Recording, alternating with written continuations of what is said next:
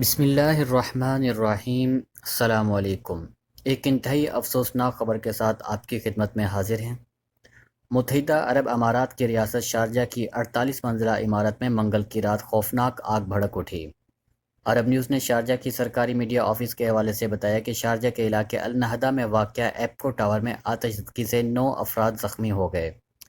شہری دفاع کو رات 9 بجے آگ لگنے کی اطلاع ملی۔ فائر فائٹرز فوراً ہی جائے وقوع پر پہنچے۔ ابتدائی رپورٹ کے مطابق آگ عمارت کی 10ویں منزل پر لگی، جس نے دیگر منزلوں کو بھی لپیٹ میں لے لیا۔ شہری دفاع کی ایمرجنسی ٹیموں نے 1 درجن فائر انجنوں اور متعدد ڈرونز کی مدد سے کئی گھنٹوں کی کوششوں کے بعد آگ پر قابو پا لیا۔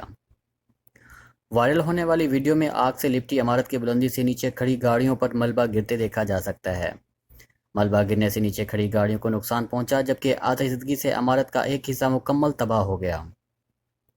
امارات کے اخبار دی نیشنل کے مطابق ایپکو ٹاور کے قریب کم از کم 5 عمارتوں کا رہائشیوں کو بھی حفاظت کے پیش نظر وہاں سے نکالا گیا۔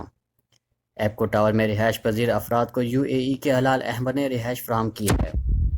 آپ سب لوگوں سے درخواست ہے کہ ویڈیو کو زیادہ سے زیادہ شیئر کیجیے اور خصوصی دعا کیجیے کہ اللہ تعالی ہم سب کی جان، عزت و آبرو کو اپنے حفظ و امان میں رکھے اور زخمیوں کو جلد صحت یابی عطا فرمائے۔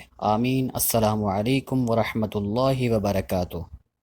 پورا آ گیا، 50 فلور تک آ گیا، چلا گیا۔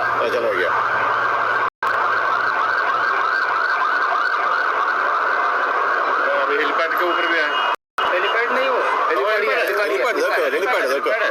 پہ آ گیا، نہیں رکھے گا اتنا ہائٹ، وہ ہیلی پیڈ ہے، کلیئر ہے نا، دکھ رہا ہے۔